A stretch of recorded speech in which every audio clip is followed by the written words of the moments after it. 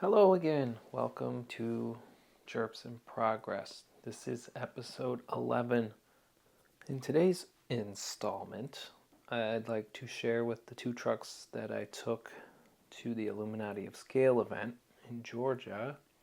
This is the truck I've been working on a little while, the TF2 K10. I made it as a K20 truck, and this is an early Bronco that I haven't shared with you yet. I built the Bronco for my wife to drive, and that was for me. Well, let's get into it. So this is my attempt at building a 1966 Bronco. It's the first Ford I ever built, the first Bronco. There are probably some inaccuracies, but it's close enough. The file that I got from Cults, I'll share that in the description, was for a later one, maybe like a 71 or something. I wanted to do the 66 because it was the first year and simpler, and the hubcaps were a lot easier to design than the later ones, and it had some less details and all that stuff. So the file did come with like the trim here, and I just shaved that off just to make it easier because I was on a very short schedule, which is also why I painted it all Wimbledon white to make it easy. No masking for two tones and anything else. I scaled the file down a little to fit more in scale with the K20 that I was driving. So it's like 19.4 scale or so. I forget the exact, but it was 91% of the original file, which was maybe like 1/8. I needed a small platform to put it on. Broncos were small, so I went with the TWS CTS chassis, and then the 252 millimeter wheelbase option fit the body just right. It performed pretty well. The shocks get kind of sticky if it sits. See how they locked up? But once you cycle them, then you're good to go. But it's a nice little small narrow track width option. The transmission was kind of unusual, the way it mounted on some like O-rings and stuff, but it did well. Didn't break. It developed a nice little squeak after driving through the water, which was cute. I kept it coil over linked just for simplicity, and with the uncut fenders you can't even tell that it's not leaf sprung in the rear, and it doesn't have radius arms in the front. This is my first time really inspecting it after the trip and getting it unpacked. So my wife did a good job of keeping it in one piece. She has a little experience driving from some older videos on my channel, but nothing this super scale and breakable. She kept all the mirrors on, everything. The bumper fell off, but I figured it would. It really wasn't mounted too secure, so I'll try to come up with something better. The build isn't totally done. I wanted to do a little patina, just a little rust, like nothing crazy, but just a little. So maybe some little oil paint and like a little stippling and maybe some rust streaks, but not going to be a junker. But ran out of time. Made a little custom license plate, 3-dimensional.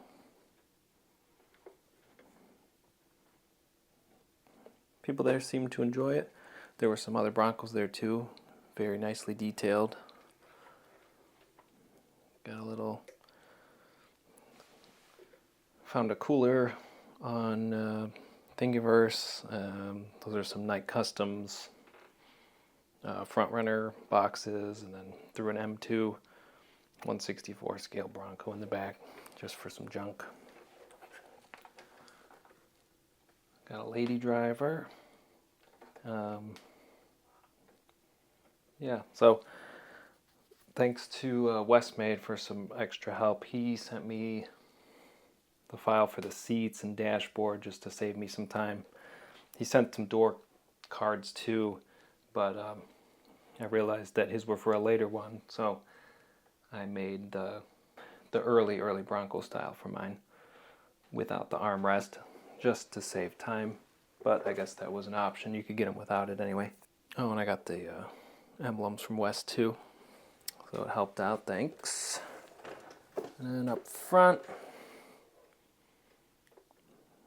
the front end's pretty cool. I do like the front end of the Broncos, the grill, and can't really tell, but I made like a little core support and radiator for behind there. It didn't come with the file, but it needed just a little extra to it. Printed the lenses in clear resin. Turned out pretty nice. I sanded them with like 1000 grit and buffed them with some putty just to bring some shine. Thought about sharing these hubcap files if someone's interested. They're made to fit the 1.55 RC four-wheel drive Landy's wheels, and they just thread on.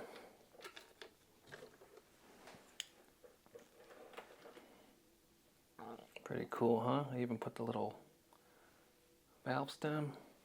You don't see that a lot, so I thought that was a nice little option to add. For battery access, I hinged the back. I got to shorten the wires. It's a little chaotic, but battery fits right here.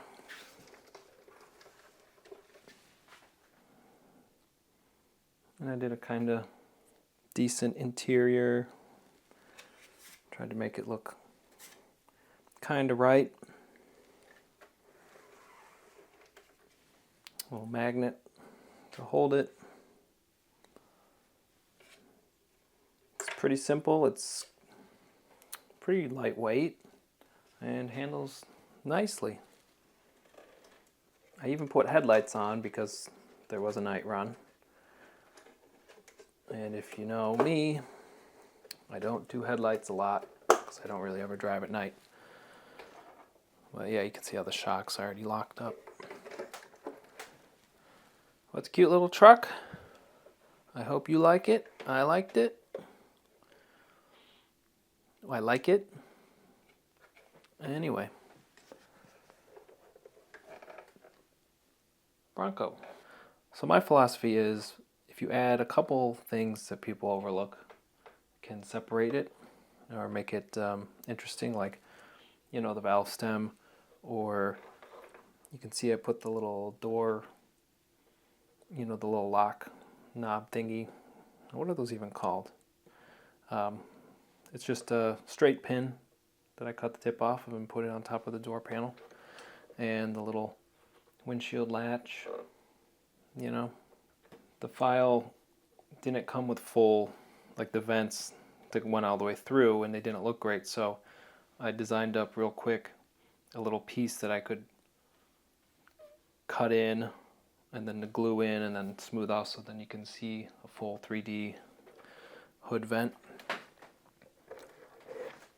So those little things make a difference. And then you can kind of skip other details because people will be lost in the sauce there.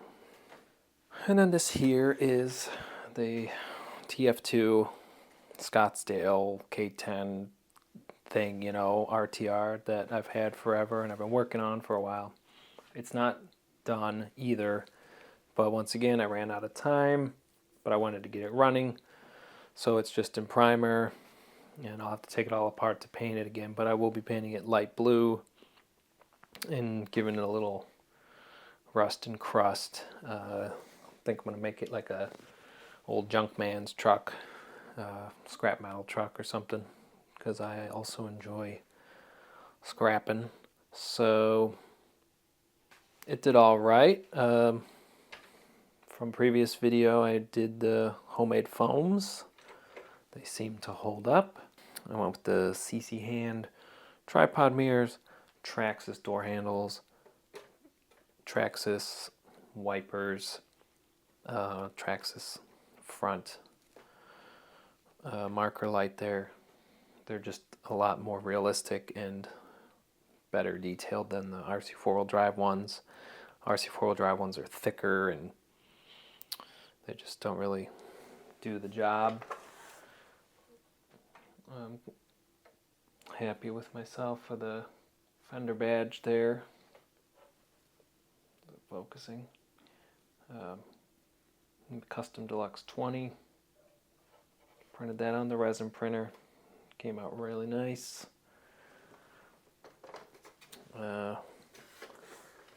Did little fuel fillers, the fuel cap. These are the wheels and hubcaps from Long Tall Texan RC. You can check him out on Instagram. The bed is a long bed from Mod 19 RC. This was the bed that was supposed to go on my K20 replica, so I'm pretty much back to square one on that truck. But I got it all bolted in with some little button head screws, separate bed and cab for a little bit of twisting. I also put lights on this, believe it or not. I had to glue the tailgate shut because it kept popping off. I made this little plate too with the raised letters.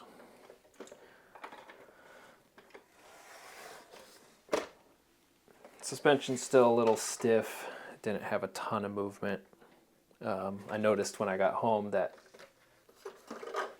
the front shackles hit my body mount floor thing, so I gotta clear that out, get a little more movement. Might have to take a helper spring out. But underneath, looks like a truck. I really like these Jora drive shafts for the price and all the length. Pretty neat. I wanted to do an exhaust system, but ran out of time. I'm quite impressed with what I was able to do in such a short time. I finished 2 trucks, or got 2 trucks running. This didn't get wired up and tested until a little after midnight on the day that we left to drive to Georgia. So let's see what else. It was fun to drive the kind of long wheelbase, long overhang through the trails. Yeah. No damage to report. I lost a lens, but you need to take it off anyway because this should have clear lenses. Once again, ran out of time. I'd like to probably open up the back of the grill to do radiator core support and radiator. Finish fixing that business. As you can see, I think I showed it on the last video.